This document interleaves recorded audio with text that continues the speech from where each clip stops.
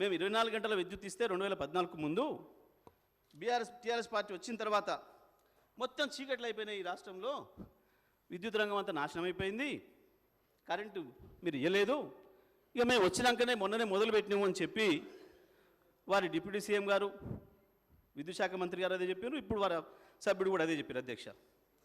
అధ్యక్ష మొత్తం ఒక్క ట్రాన్స్ఫార్మర్ పెట్టలేదు, అసలు పోల్స్ వేయలేదు, ఒక విద్యుత్ కొత్త కనెక్షన్ వేయలేదు, 10 ఏళ్లలో ఉన్నవి వీకేసినరు, పాపం ఇండ్ల మించెల్లి కరెంటు మీరు పెట్టిపోయినరు, అందుకని మా వాళ్ళు చచ్చిపోయారు అనే మాటలు వారు మాట్లాడినారు.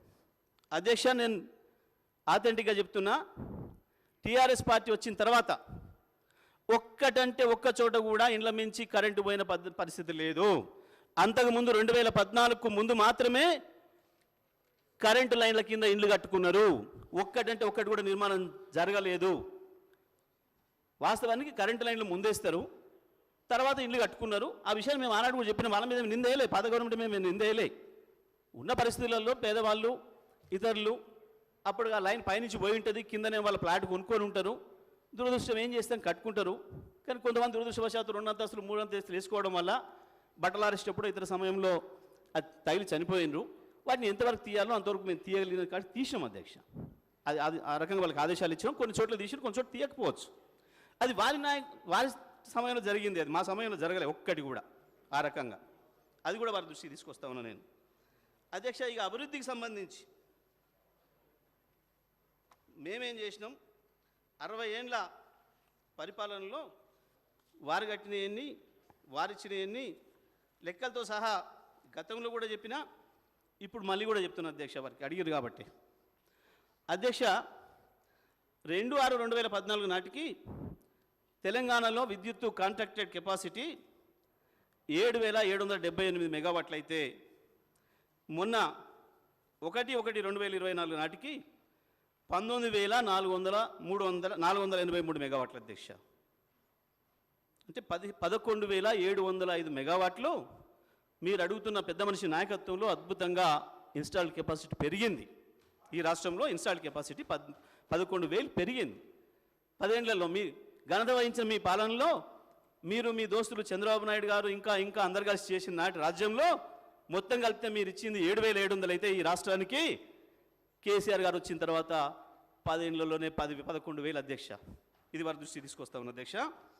సోలార్ కెపాసిటీ అధ్యక్ష వీళ్ళ 70 ఏళ్ల కాలంలో, వీళ్ళ 60 ఏళ్ల కాలంలో వీళ్ళు ఇచ్చింది 74 మెగావాట్ల అధ్యక్ష.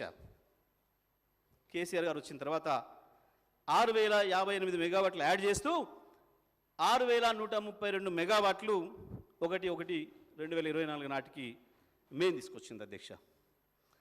పీక్ డిమాండ్ అధ్యక్ష ఆనాడు 5,661 మెగావాట్లు, కానీ మేం ఇచ్చిన పీక్ డిమాండు 15,497 మెగావాట్ల అధ్యక్ష. గ్రిడ్ కన్జంప్షన్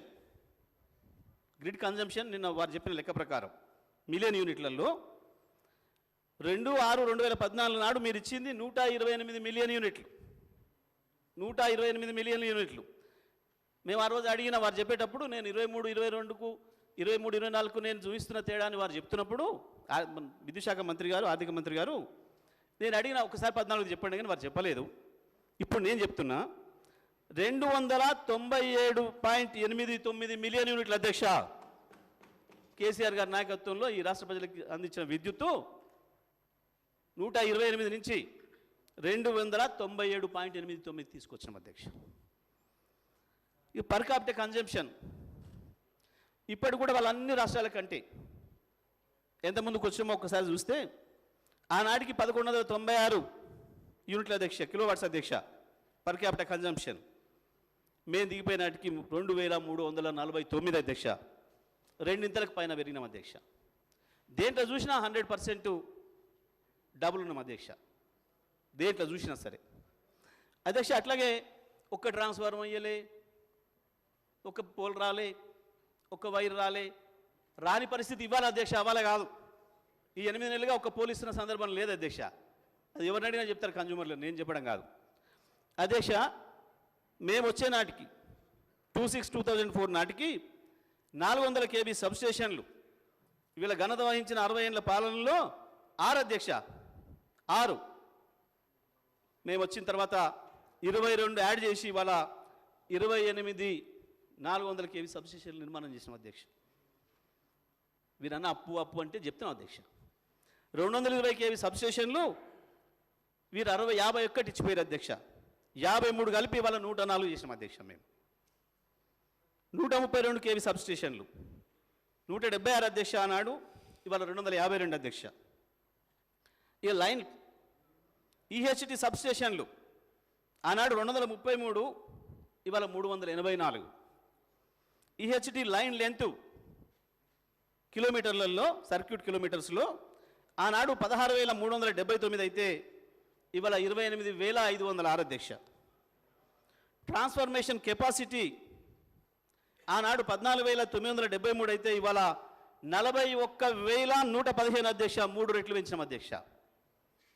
ఈ ట్రాన్స్ఫార్మింగ్ కెపాసిటీ చెప్పాలి, అర్థం కావాలి సభ్యులకు కూడా, కొత్త సభ్యులు ఉన్నారు అధ్యక్ష. ఆనాడు మేము రాగానే మొట్టమొదటి నిర్ణయం కేసీఆర్ గారు విద్యుత్ పైన తీసుకొని ఏ రాష్ట్ర అభివృద్ధికైనా దేశ అభివృద్ధికైనా మానవ అభివృద్ధికి ప్రధానమైంది మొదలు ఇవాళ విద్యుత్ కాబట్టి, విద్యుత్ రంగంతోనే మిగతా అన్ని రంగాల అభివృద్ధి ఆధారపడి ఉంది కాబట్టి దానిపైనే దృష్టి పెట్టి వారు మొట్టమొదటిగా సీఎండీని నిర్మాణం చేసి వాళ్ళు నియామకం చేసి పిలిచి అందరినీ మనం ఇప్పుడు ఒకటేసారి రైతాంగానికి కూడా 6 నెలల్లోనే ఒక్క వ్యవసాయ రంగానికి తప్ప మిగతా అన్ని రంగాలకు 24 గంటల విద్యుత్తును అందించారు అధ్యక్ష. నాకు షాక్ ఇచ్చే నాటికి అందరికీ కూడా గృహ వినియోగాలకు కావచ్చు, వాణిజ్య వినియోగానికి కావచ్చు, పారిశ్రామిక వినియోగానికి కావచ్చు 24 గంటల కరెంటు మేము జూలైలో వస్తే, జూన్లో వస్తే నవంబర్ నాటికే ఇచ్చారు అధ్యక్ష. విద్యుత్ రంగానికి కూడా ఇదే పద్ధతిలో ఇవ్వడానికి ఏం ఆటంకాలు ఉన్నాయి, ఏం అభ్యంతరాలు ఉన్నాయని చెప్పి అందరిని పిలిచి రివ్యూ చేశారు అధ్యక్ష. చెప్తే వాళ్ళు చెప్పిన మాట, సార్ సడన్గా ఇవాళ ఒక 10,000 మెగావాట్లు దొరికి మనం తెచ్చుకున్నా మనం ట్రాన్స్ఫర్మేషన్ చేయలేం, డిస్ట్రిబ్యూషన్ చేయలేమన్న మాట చెప్పారు అధ్యక్ష. ఎందుకు అంటే ట్రాన్స్ఫార్మర్కి సంబంధించిన మెకానిజం లేదు, డిస్ట్రిబ్యూషన్కి సంబంధించిన మెకానిజం లేదు, లైన్స్ లేవు, సబ్స్టేషన్లు లేవు, ట్రాన్స్ఫర్మేషన్కి సంబంధించినవి లేవు, డిస్ట్రిబ్యూషన్కి సంబంధించినవి లేవు. అవి నిర్మాణం చేసుకుంటే తప్ప రైతాంగానికి కూడా 24 గంటలు ఇవ్వడం సాధ్యం కాదు అని చెప్పి విద్యుత్ అధికారులందరూ చెప్పిన తర్వాత దానికి సంబంధించిన చర్యలు తీసుకోండి వెంటనే, ఎంత ఖర్చైనా ఏం లేదు, రైతాంగానికి కూడా 24 గంటలు విద్యుత్ అందుబాటులో ఉండాలి, మిగతా అందరు వినియోగదారుల పాటు రైతులు కూడా సమానమే కాబట్టి వాళ్ళకు కూడా 24 గంటలు అందుబాటులో పెట్టాలి, ఎవరు ఇష్టమైనప్పుడు వాళ్ళు పెట్టుకునే పద్ధతుల్లో రైతుకు వెసులుబాటు ఉండాలి అని చెప్పి కేసీఆర్ గారు ఆనాడు ఇచ్చిన ఆదేశాల మేరకు ఇవన్నీ కూడా జరిగినాయి అధ్యక్ష. ఇక డిస్కంలకు సంబంధించి 33 సబ్ స్టేషన్లు అనేవి డిస్కంల పరిధిలో నిర్మాణం చేస్తారు అధ్యక్ష. పైన 130 వరకేమో ట్రాన్స్కో ఆధ్వర్యంలో చేస్తే 3311 నుంచి డిస్కంల ఆధ్వర్యంలో చేస్తారు అధ్యక్ష. ఇవి ఆనాటికి 2,138 ఉంటే 1,080 యాడ్ చేసి ఇవాళ 3,224 ఉన్నాయి అధ్యక్ష. Lines 33 kV lines, 11 kV lines, LT lines 4,89,000 కిలోమీటర్లు ఆనాడు ఉంటే ఇవాళ 6,53,000 కిలోమీటర్లు చేసినాం అధ్యక్ష. పీటీఆర్స్ 3,272 ఉంటే ఇవాళ 5,712 చేసినాం అధ్యక్ష. డిటిఆర్స్ డిస్ట్రిబ్యూషన్ ట్రాన్స్ఫార్మర్స్ అధ్యక్ష ఆనాడు 4,67,000 ఉంటే ఇవాళ 8,76,000 డిస్ట్రిబ్యూటరీ ట్రాన్స్ఫార్మర్స్ అధ్యక్ష. తగ్గినాయా పెరిగినాయా, ఏ రకంగా విద్యుత్ వచ్చింది, ఎందుకు వచ్చింది, అప్పులు కొత్తగా ఇవాళ వీళ్ళు వచ్చినాక కనిపెట్టి చెప్పిన అప్పేం లేదు అధ్యక్ష. బట్టి గారు ఇక్కడి నుంచి అడిగితే నేను అక్కడి నుంచి 100 సార్లు చెప్పిన 90,000 కోట్లు పెట్టి మొత్తం డిస్ట్రిబ్యూషన్ అండ్ ట్రాన్స్మిషన్ వ్యవస్థల్ని బలోపేతం చేసినాం, దాని ద్వారానే ఇవ్వగలుగుతున్నాం మాటను అక్కడి నుంచి చాలా సందర్భాలు చెప్పిన వారు కూడా ఇక్కడి నుంచి అడిగారు. ఇవాళ జరుగుతున్న చర్చలేమి కొత్తగా ఇవాళ జరిగాయి కావా అధ్యక్ష. ఆ రోజు మొదటి టర్మ్లో బట్టి గారు కావచ్చు, జాన్ రెడ్డి గారు కావచ్చు, రెండవ టర్మ్లో బట్టి గారు కావచ్చు, శ్రీధరబాబు గారు కావచ్చు, వీటన్నిటిపైన చర్చ చేసిండ్రు. ఆనాడు మేము ఇచ్చిన సమాధానాలు కూడా అసెంబ్లీ రికార్డులో ఉన్నాయి అధ్యక్ష. కానీ ఇవాళ మేము ఏందో మాట్లాడి మసిమసి మారకాయ చేస్తామని అనుకుంటే సాధ్యం కాదు. ప్రజల దృష్టిలో ఉన్నాయి అధ్యక్ష ఇవన్నీ కూడా. కన్జ్యూమర్స్కు సంబంధించిన డేటా కూడా అధ్యక్ష. అగ్రికల్చర్ సర్వీసులు ఆనాడు 19 లక్షలు ఉన్నాయి, ఇవాళ 28 లక్షలు అయినాయి అధ్యక్ష. టోటల్ సర్వీసెస్ ఆనాడు 1,11,00,000 ఉంటే ఇవాళ 1,83,00,000 అయినాయి అధ్యక్ష. దీని కొరకే విద్యుత్ సంస్థలు అప్పులు చేసినాయి తప్ప మరి ఎట్లా చేస్తారు అధ్యక్ష? వీరు కూడా కాంట్రాక్టర్లు ఉన్నారు, చాలామంది చాలా ఫైనాన్షియల్ ఇన్స్టిట్యూషన్స్ నిర్వహించే వాళ్ళు ఉన్నారు, మంత్రివర్గంలో కూడా ఉన్నారు. అధ్యక్ష మా చేతికి వచ్చిన నాడే 24,000 కోట్ల అప్పుతో వచ్చింది అధ్యక్ష విద్యుత్ రంగం. మరి తెల్లారి ఈ ట్రాన్స్ఫార్మర్లన్నీ పెట్టాలంటే ఏమైనా మంత్రాలు వేస్తే అయ్యేది ఉండేనా అధ్యక్ష? మంత్రాలతో అభివృద్ధి జరుగుద్దా? మంత్రాలతో లైన్లు నిర్మాణం అవుతాయా? సబ్స్టేషన్లు నిర్మాణం అవుతాయా? జనరేటింగ్ స్టేషన్లు నిర్మాణం అవుతాయా? మరి ఆడికెళ్ళి తెచ్చి కడతారు? తప్పకుండా అప్పే తెచ్చి కట్టాలి, దాన్ని సంపాదించాలి, తీర్చాలి. రాష్ట్రానికి చేసిన అప్పు కావచ్చు, విద్యుత్ సంస్థలు కార్పొరేషన్లు చేసిన అప్పులైనా కావచ్చు. ఇది చాలా స్పష్టమైన విషయం. బహిరంగంగా సీఎం గారు స్పష్టంగా చెప్పిండు, అవును అప్పు చేస్తున్నాం ఈ రాష్ట్ర అభివృద్ధి కొరకు, మాకు ఇచ్చిపోయినాడు, అప్పుతోనే ఇచ్చిపోయినారు, మేము ఇట్లా ఏమైనా ప్రింట్ చేసేది ఉండేనా? మరి పైసలు ప్రింట్ చేసి చేస్తాయి ఏమైనా ప్రభుత్వాలు, రాష్ట్ర ప్రభుత్వాలు? కేంద్రం ఎప్పుడైనా చేస్తుండొచ్చు, ఆర్థిక పరిస్థితుల్ని చక్కదిద్దడానికి ఏదైనా మాన్యం వచ్చినప్పుడు ఏదైనా ప్రింట్ చేసి ఉండొచ్చు అదనంగా. కానీ ఆ అధికారం మనకు లేదు కదా, రాష్ట్రాలకి అప్పు తెచ్చుకోవడం తప్ప మార్గం లేదు కదా.